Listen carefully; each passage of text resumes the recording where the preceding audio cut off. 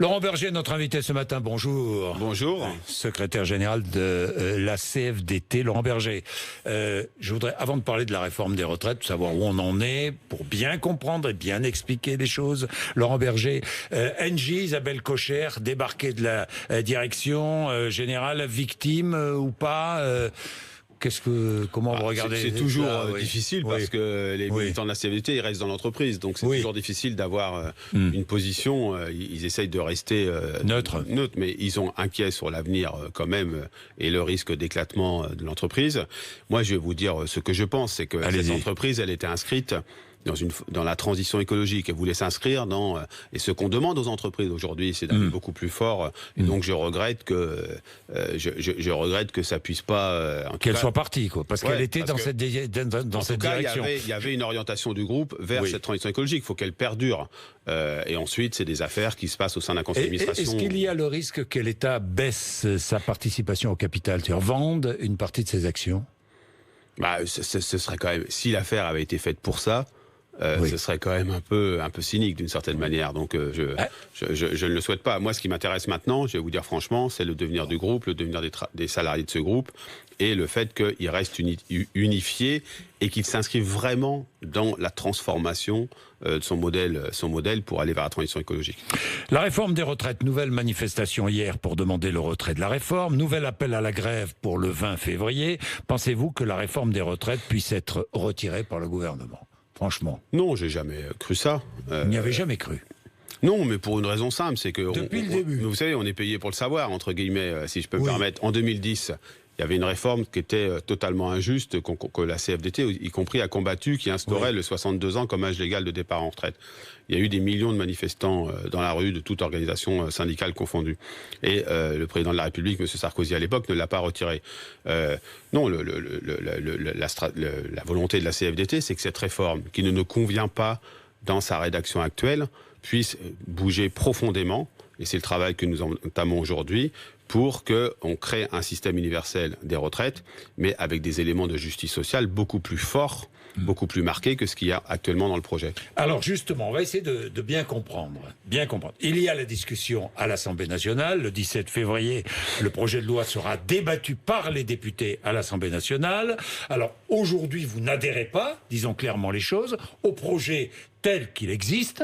On est bien d'accord, vous n'adhérez pas au projet de... Oui, la CFDT, elle est pour un système universel des retraites, mais on n'est pas d'accord avec un certain nombre d'éléments qui structurent la réforme du gouvernement, notamment cette idée que tout se jouerait autour de la question de l'âge. Nous, on pense que c'est plutôt des possibilités de libre choix qu'il faut laisser dans un système universel, en sécurisant, on va y revenir, ceux qui ont des carrières hachées, qui ont des métiers pénibles, etc. Alors, parallèlement à cette discussion à l'Assemblée nationale, il y a l'ouverture de cette conférence de financement et il y a des discussions sur l'amélioration du texte. On est bien d'accord, c'est pour bien faire comprendre aux uns et aux autres. Alors évidemment, à l'Assemblée nationale, l'opposition de gauche et le Rassemblement national et d'autres disent « Mais attendez, on est en train de discuter d'un texte incomplet puisque on ne sait pas comment le projet sera financé. Et on ne sait pas quelles sont les améliorations qui seront apportées par les discussions parallèles. » C'est juste comme remarque?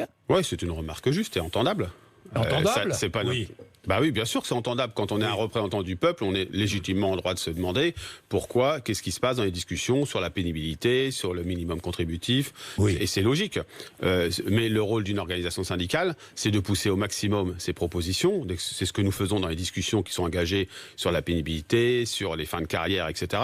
Et puis, c'est dans cette conférence de financement de faire en sorte que des mesures injustes ne soient pas prises, comme celle qui a été prévue précédemment, qui ferait peser sur les seuls travailleurs la question de l'équilibre du système des retraites. Est-il vrai que vous ne discuterez pas du financement tant que vous n'aurez pas été entendu sur vos principales demandes, principales revendications? Ce qui est sûr, c'est que, et le Premier ministre nous a dit, nous a répondu lors de l'ouverture de la conférence de financement, il a dit que la semaine prochaine, il y aurait une réunion, on n'a pas de date pour l'instant, il y aurait une réunion où on ferait le point de l'avancée des travaux sur la pénibilité, les retraites progressives, le minimum de pension et le système de transition dans les différents secteurs, notamment dans les fonctions publiques, où il y a beaucoup d'inquiétudes. Et on verra à ce moment-là s'il y a des avancées. Mais je le dis, il n'y a pas de réforme pour la CFDT qui vaille si, par exemple, sur la pénibilité, il n'y a pas une reconnaissance pleine et entière de tous ceux qui sont soumis à de la pénibilité aujourd'hui et qui ne la voient pas reconnaître pour partir plus tôt à la retraite. Pénibilité fixée par les branches professionnelles, c'est ce que vous demandez, hein? Oui, avec ce qu'on appelle un supplétif, c'est un peu technique, excusez-moi, mais si les branches professionnelles ne se mettent pas d'accord pour savoir quelles catégories de salariés sont soumis à de la pénibilité et peuvent avoir des dispositifs de compensation, eh bien, il faudra que l'administration prenne sa responsabilité et le dise à leur place. Et puis ensuite, des dispositifs de prévention de cette pénibilité. Il y a déjà des choses qui se font, mais il faut aller beaucoup plus loin. D'évolution vers d'autres métiers si des gens le souhaitent en cours de carrière, mais aussi des dispositifs de réparation pour partir plus tôt à la retraite. Je vais vous donner, il faut prendre des exemples. Je sais que vous aimez ça. Oui, j'adore. Non, mais c'est parce que c'est important. J'étais en Bretagne cette semaine. Oui. En Bretagne, beaucoup d'industries agroalimentaires. J'ai discuté avec un certain nombre de salariés de ces industries agroalimentaires qui sont dans le froid, mais qui sont aussi dans des gestes répétitifs à couper, par exemple, de la viande. Eh bien, ces salariés ne voient pas leurs gestes répétitifs, leur posture, le fait qu'ils soient debout, reconnus. Est-ce que c'est normal? Non. J'ai rencontré des salariés, des agents des fonctions publiques territoriales. Il y a des gens parmi eux qui ramassent les ordures, des gens parmi eux qui sont dans l'assainissement. Ces travailleurs, agents publics, ne voient pas leur pénibilité reconnue. Et donc, il faut aller vers ces dispositifs de reconnaissance de ces pénibilités, ça me paraît fondamental. Bien, si vos demandes ne sont pas retenues, est-ce que vous pourriez envisager manifestation et grève? Mais vous savez, si on prend le truc, mais vous avez raison de le poser comme ça. Regarde, il y a la discussion, pour que tout le monde comprenne bien, il y a la discussion à l'Assemblée nationale, il y a le financement qui va venir après, et il y a l'ouverture de discussions sur l'amélioration du texte pour rendre cette réforme universelle plus juste. J'ai bien résumé, c'est cela. Bon, si vos demandes ne sont pas acceptées par le gouvernement et par le patronat, est-ce que vous pourriez appeler à la mobilisation? Oui, en tout cas, on dirait que cette réforme, elle a été plantée par le gouvernement. Je suis très clair. Vous n'hésiterez pas. Mais bien sûr, j'hésiterai pas pour une raison simple. Dites-moi, c'est un ultimatum que vous non, lancez c'est pas un ultimatum. Si. Non, c'est pas un ultimatum. Moi, j'ai des propositions. Mais bien sûr, si vous depuis le début. Pas mes propositions, j'appelle à la grève. Depuis le début, Monsieur Bourdin. Vous appelleriez à la grève? Vous pourriez appeler à la grève? Depuis le début, la CFDT dit. Est-ce que vous pourriez appeler à la grève? Mais tout est possible, mais à une seule condition, c'est qu'on est sur la table les propositions. Vous savez, depuis le début, il y a deux choses. D'abord, on dit au gouvernement, vous ne pouvez pas courir deux lièvres à la fois. Créer un système universel, c'est extrêmement compliqué. Ça suscite des inquiétudes légitimes. Il faut mettre des éléments de justice sociale en termes de pénibilité, de minimum de pension dedans et des dispositifs de transition pour les différents secteurs professionnels. Et en même temps, ce gouvernement, on lui a dit, vous ne pouvez pas chercher un objectif purement budgétaire. Et c'est malheureusement ce qu'il a fait.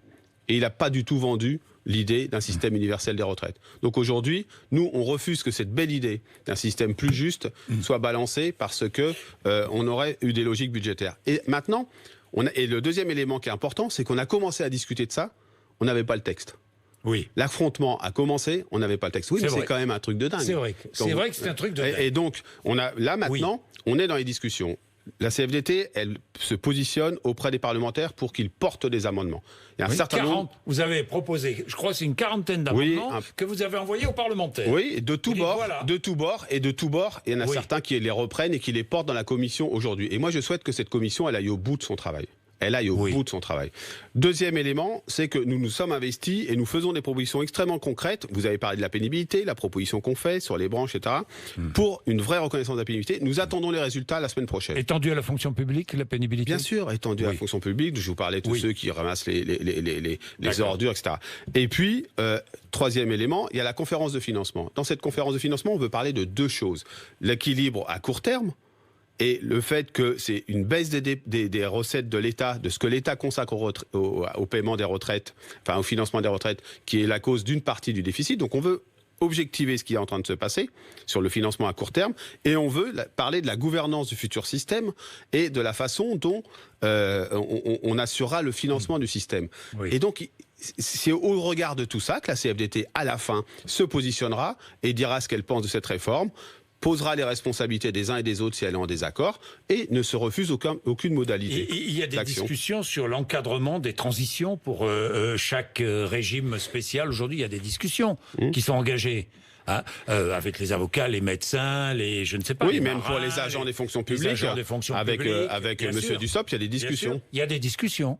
Ça aussi, vous participez à ces discussions, vous souhaitez qu'elles avancent. Là où on est représentatif, pas avec non, mais ça, j'imagine. Mais pourquoi il y a ces discussions? C'est parce qu'on veut passer d'un système où il y avait 42 régimes à un système universel. Je le répète, la CFDT porte ça depuis plus de 10 ans parce qu'on pense que c'est un élément de justice et de solidarité entre les générations. Mais soyons clairs.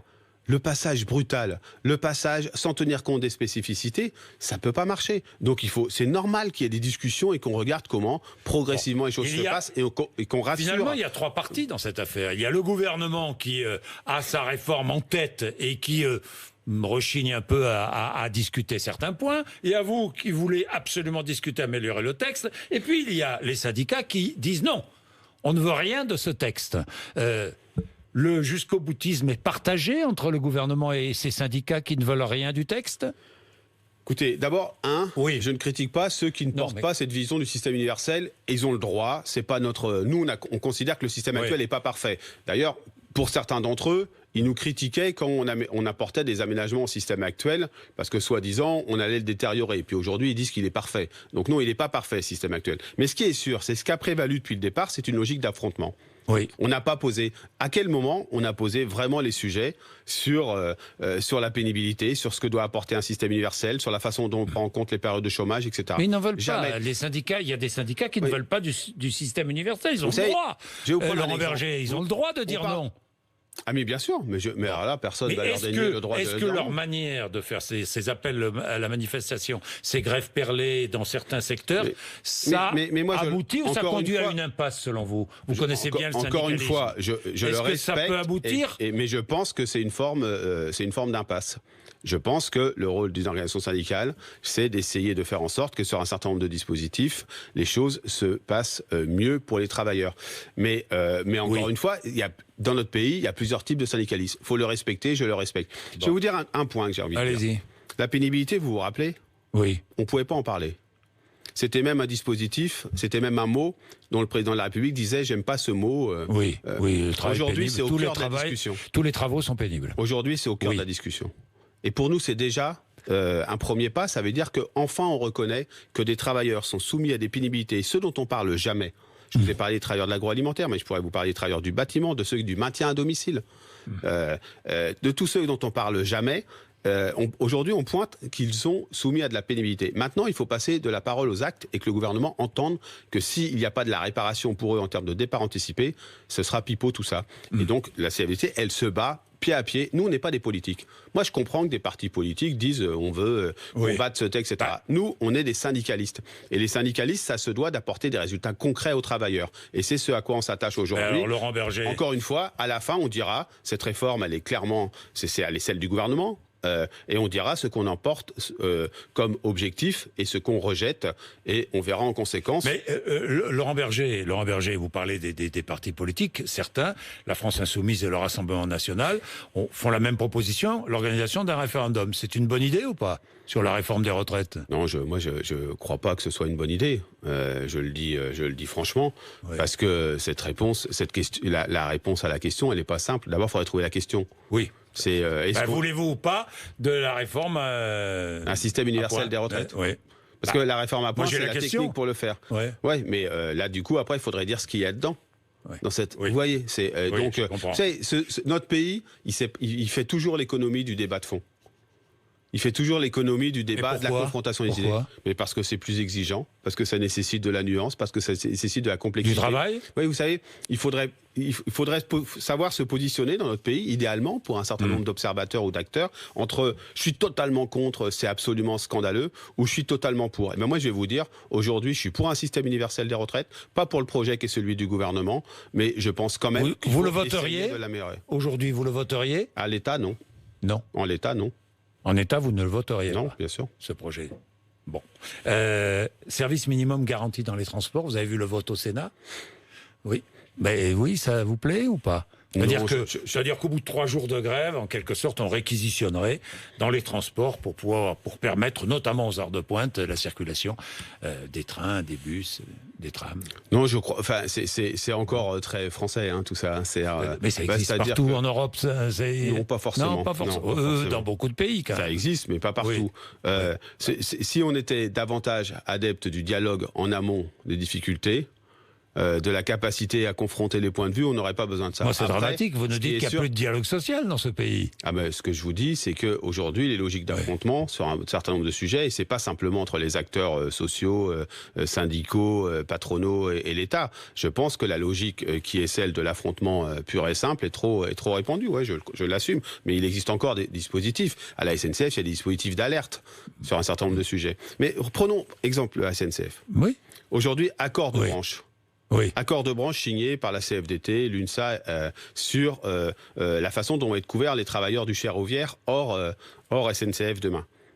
Oui. Il y a eu de longues discussions dans la branche avec la branche ferroviaire patronale. Il y a un accord qui apporte un certain nombre de garanties en termes de salaire, de déroulement de carrière, etc. Des organisations choisissent de s'y opposer. Ben moi, je vais vous dire, voilà, c'est l'illustration de 2 types de syndicalisme. Un syndicaliste qui essaye d'apporter des résultats concrets dans un contexte donné.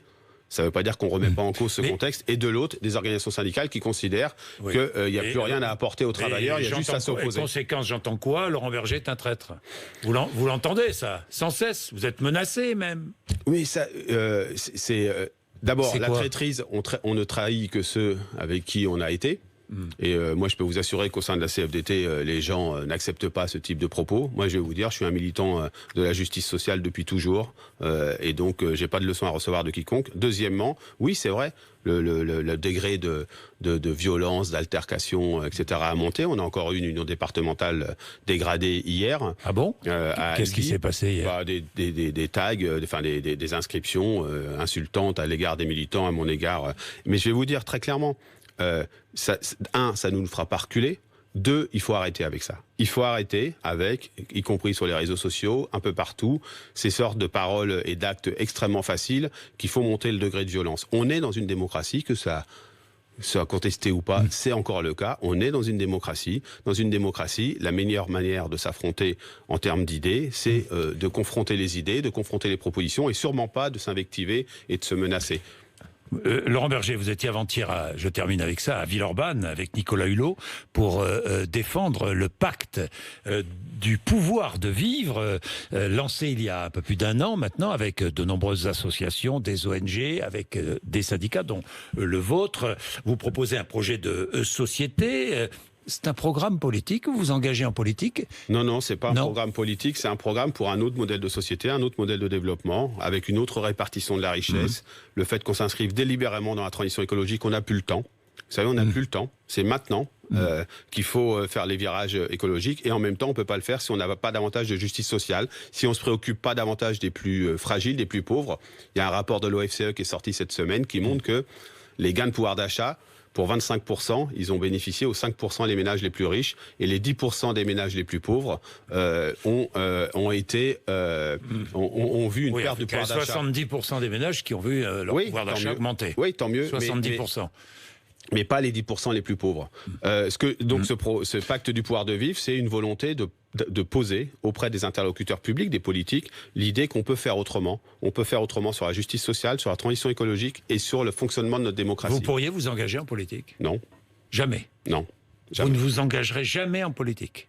Non, si s'engager en politique. Non, mais il y a de la politique en politique. Je parle de politique politicienne. Non, si vous voulez savoir. Élu. Non. La réponse est non. Vous ne participerez jamais à aucune élection? Non. Après, si vous me dites si à 70 ans, je participe dans mon village de 300 habitants à quelque chose, vous repasserez la vidéo. Mais la réponse est non, clairement, pour 2 raisons.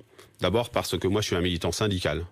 Et que mon organisation, elle est indépendante des partis politiques, et je ne lui ferai pas ce mauvais coup.